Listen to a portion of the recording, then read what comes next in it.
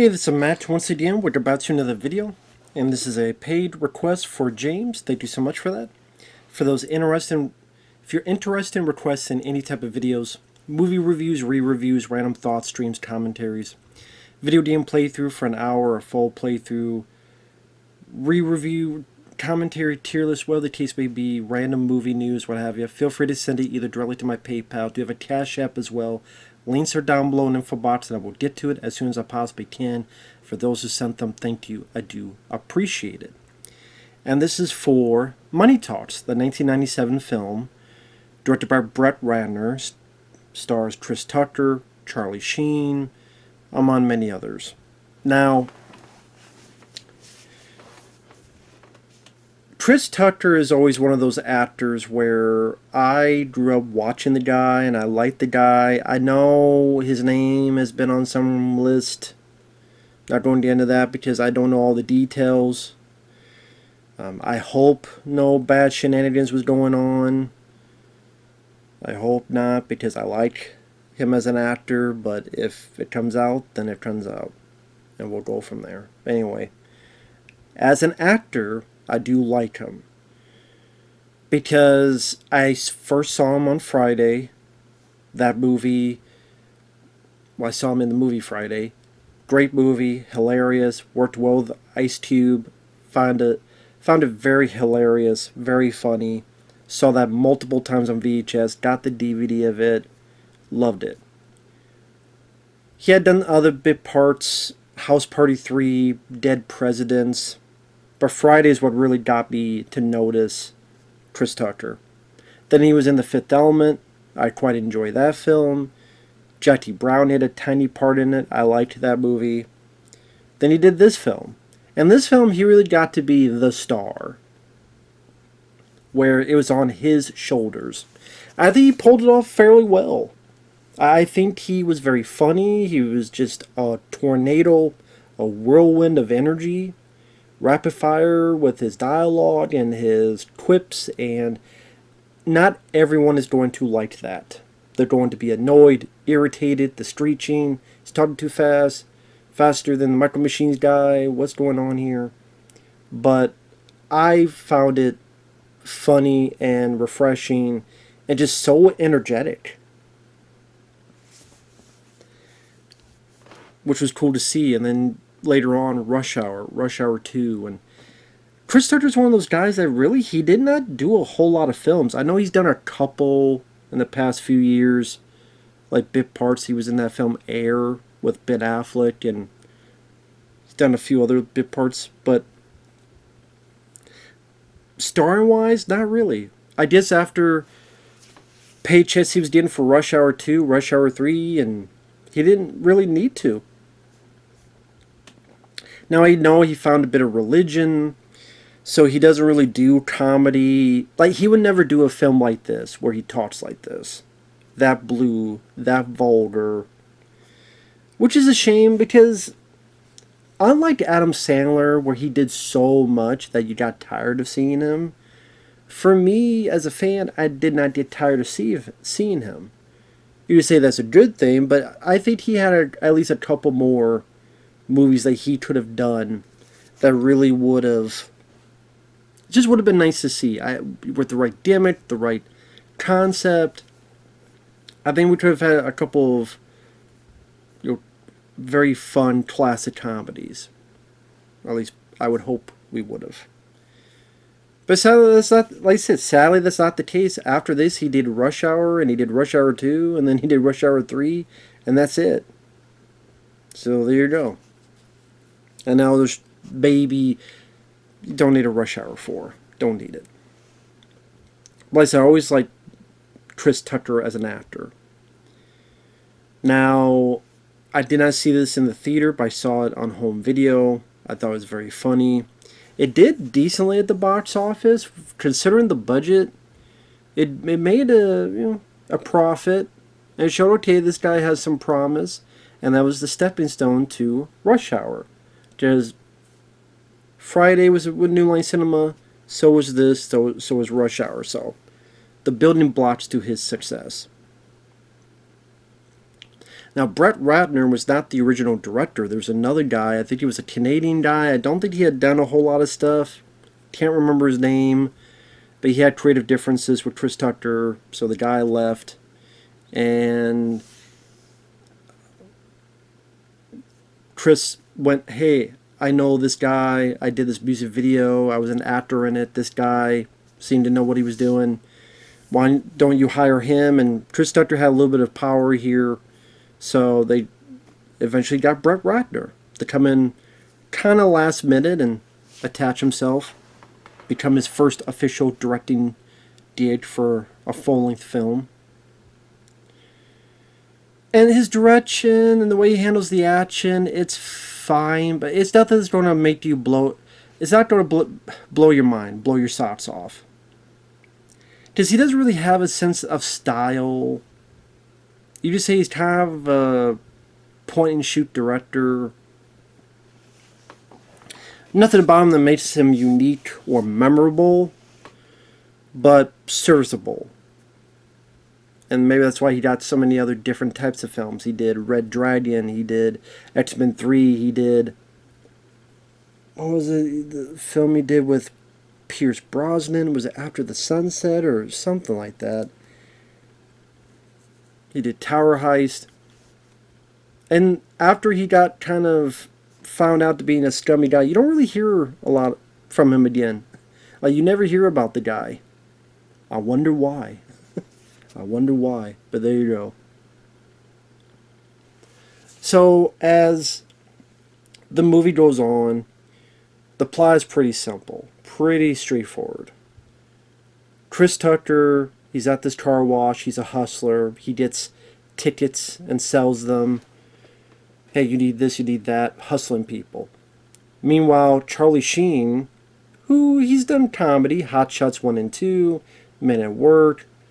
I know some people say he didn't have chemistry with Chris Tucker and he felt out of place. I didn't mind him in the movie. He got some laughs out of me with some of his reactions.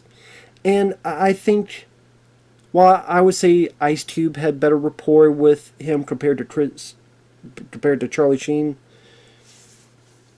I think Charlie Sheen did his role what he was supposed to. This is a star vehicle, not meant to outshine Chris Tucker, but to support him. I think that's what Charlie Sheen did. It was nice support. He did what he had to do. He was definitely more subtle compared to Chris Tucker's rapid-fire dialogue. And let's say he got some funny lines and funny moments that I laughed at, which I'll get to. But like I said, Charlie Sheen's a reporter.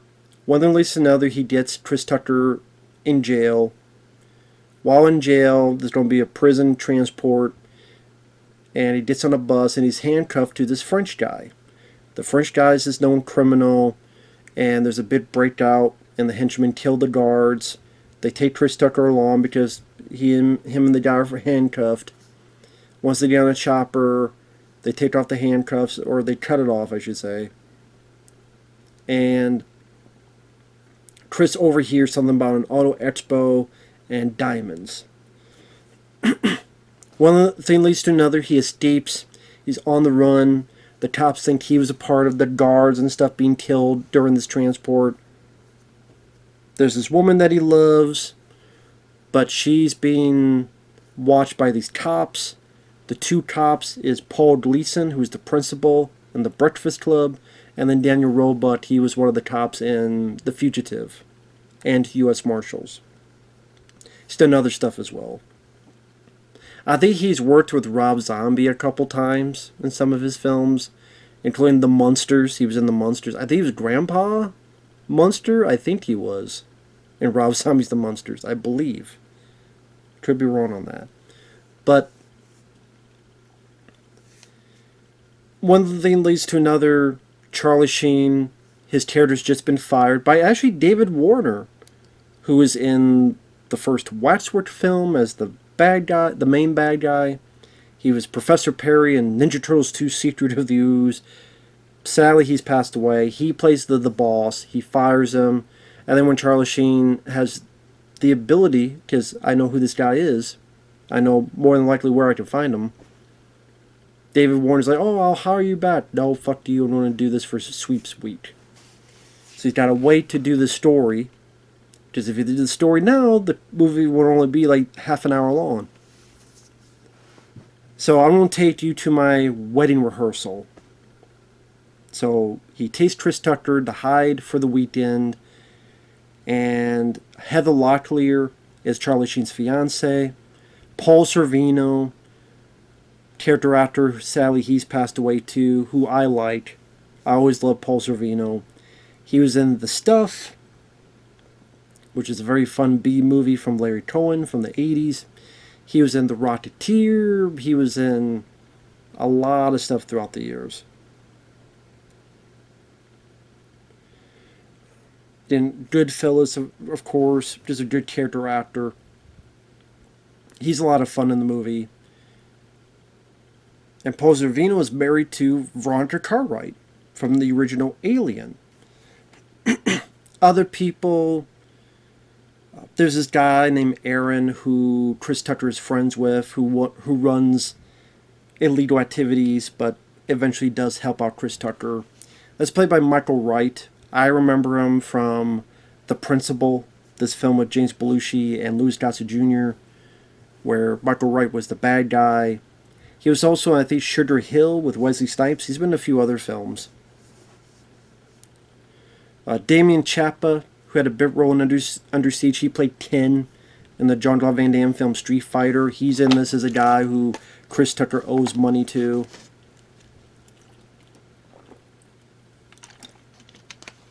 So, at least for me, a lot of recognizable people, and they all did their jobs fine. I mean, the guy who plays the villain, he's French.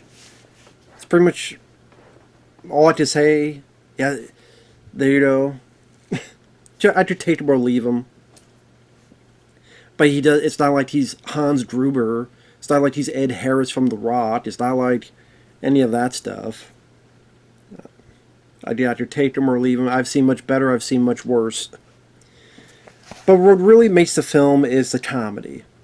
Does the comedy make you laugh quite a bit throughout the film? And this did.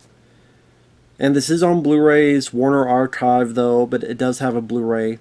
There's another film that came out this year called Nothing to Lose with Martin Lawrence and Tim Robbins. I think that film is really hilarious, and that film doesn't even have a Blu-ray, which is a shame, unless you get it from the Bootleg Mafia. It doesn't have an official Blu-ray, which is, again, disappointing. But just going through like some of the stuff that made me laugh, the early parts of the film where he's being a hustler and get mad at this guy for giving him these tickets. Family opera tickets, these are fucked up tickets, okay? People get pissed at this. You owe me, I don't owe you shit. Or when Charlie Sheen first goes up to him and he's trying to do a story for the camera, and he's like, well, what kind of business, what kind of this and that? And Chris Tucker looks at him and goes, I'm a businessman, what the fuck do you think is going on? Cut. What? You can't say that. Say what? Fuck. Fuck what? Oh, fuck that. Okay? You guys go to a commercial or something, and there's a bit where after he gets arrested, he's sitting next to Faison Love, who was Big Worm in the original Friday. And apparently he was visiting the set, and Chris is like, hey, you want to do something? So he's a guy staring at Chris who's coming up with this big, overdrawn BS story about how he got arrested. He took all these guys out. And Faison Love just keeps looking at him and keeps kind of touching his shoulder or thigh. And Chris Tucker kind of shoves it off while he's still in the middle of talking. And then he takes his shirt off. And he's kind of just the way he's looking. It's like, they put your hands on you? Was it like this? Oh no, it was like this. And Chris Tucker's like, yeah. Get that off me, man. Where's your shirt? Other stuff. When he's on the prison bus, he's like going back and forth with a French criminal, saying stuff like, you Jerry Lewis looking Jerry Lewis liking motherfucker. Okay, once we get off this bus, we'll kick your ass. Kick your ass. And then he starts doing like a Scarface impression. You want to play rough? Okay. I thought that stuff was funny. One of my favorite bits is when, after the escape and getting with Charlie Sheen, he's told to like shave and mess with his hair, try to hide his appearance a bit more. So he's doing it, and he sees his TV, and it's talking about how Victimone, greatest hits, and the way he says, "Ain't no goddamn greatest hit. I ain't never heard of it." I thought the line delivery, I thought that line itself was hilarious. Plus, I was in the same boat because I didn't know who the fuck Victimone was either. So that's what made it funnier for me when I first saw this. I'm like, I'm in the same thing he does. Same frame of mind. And just a lot of his quips are really funny. Ah, goddamn, you hustling son of a bitch. You worked yourself into rich pussy.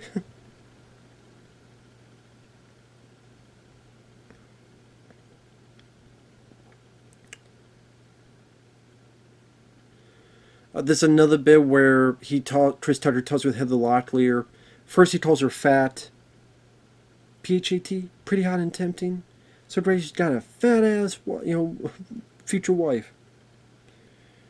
And then later on, he's talking with Heather Locklear, and he's like, oh, this guy, man, selling down. Man, he had all the women.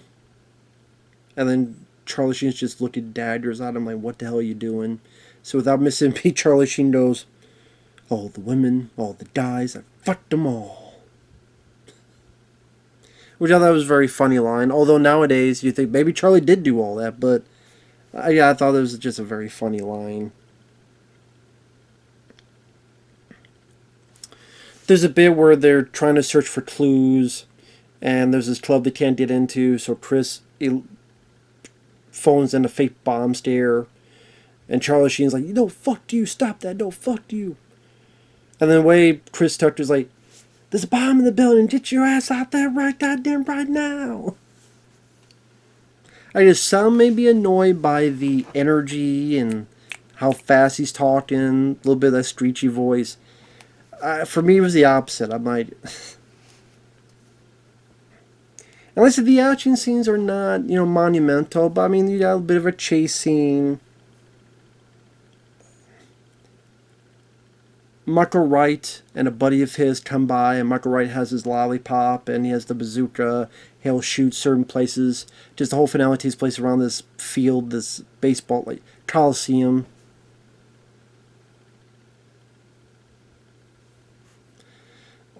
And like I said, it's a movie that's just quite a few bits that are funny. I like the bit with Charlie Sheen, where he's making fun of the way Chris Tucker talks, going, oh, I see.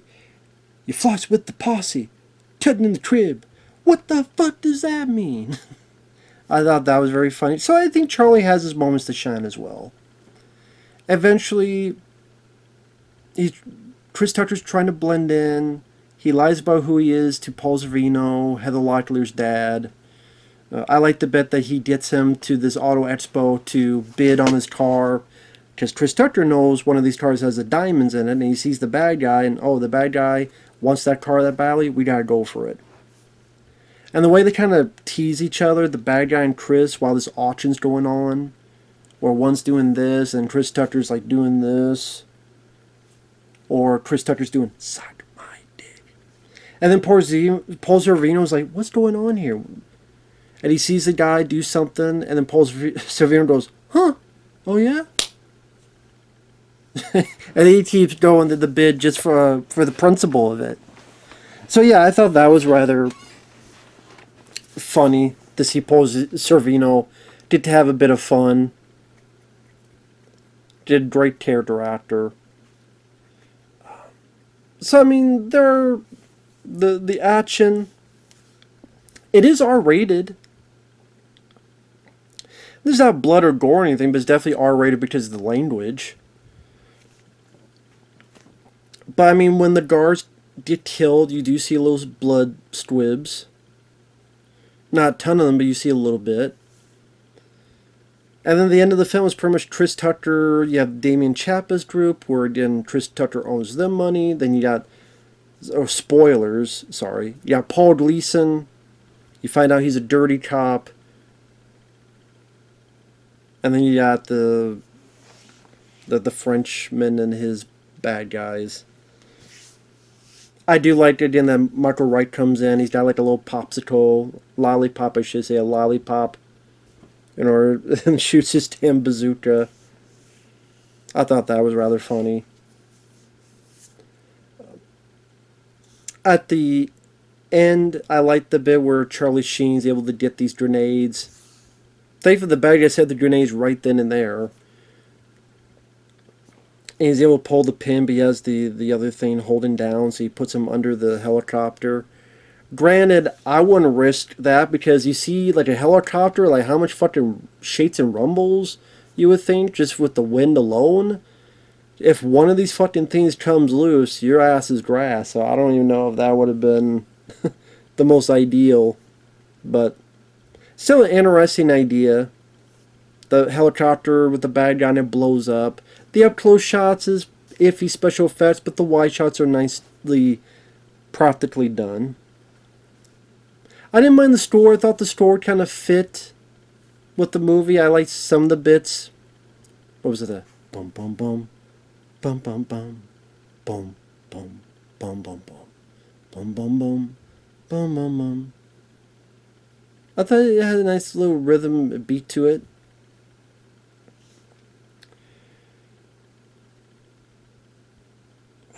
Even the bit where, like, Charlie Sheen, like, before the helicopter bit, Charlie Sheen saves Chris Tucker and hits him and beats him up. And the way Chris Tucker is, like, yelling, come on, like, yelling at Charlie, kick his ass, come on, kick his ass.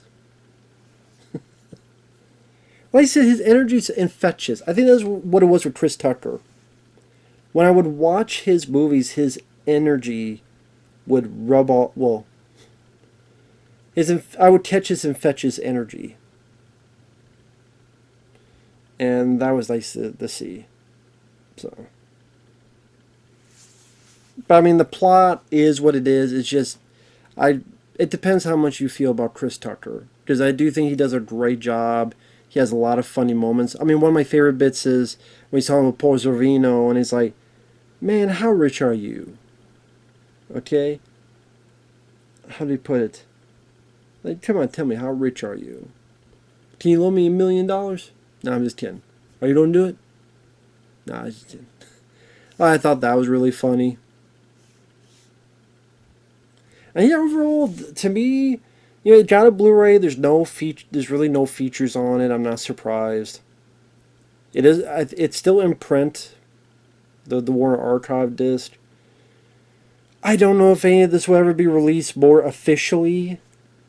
Because like I said, even Nothing to Lose, I know it's owned by a different company, and the company that owns it is why you don't see a physical release, because they rarely do stuff. But I just don't see people really fork out much more for money talks. So there you go. Yeah, but I thought all the people did their jobs well. The action scenes were solid. Solid enough for what they needed to be. Like, they were serviceable. Like, they weren't, like, my friend Michael Keane the other day reviewed Armor. And he talked about how awful that film is. Like, you could be like Stallone's Armor and stuff. Like, this action looks like fucking Die Hard compared to that. So, it served its purpose. But the main thrust is the comedy, and I think Chris Tucker and Charlie Sheen do a good job. More so Chris Tucker, but I think Charlie Sheen follows suit. And granted, I don't know about his reporting style, because he kind of talks. I don't know if the way he talks is really what an actual reporter would talk. But, you know, it is. And it's just a movie. It's just a movie. But overall, yeah, very fun, entertaining film. Glad to rewatch it again thanks to the request. So thank you. I do appreciate that. So with that said, thanks for watching. Take care. Thanks once again, James. And we'll talk to you later. Bye-bye for now.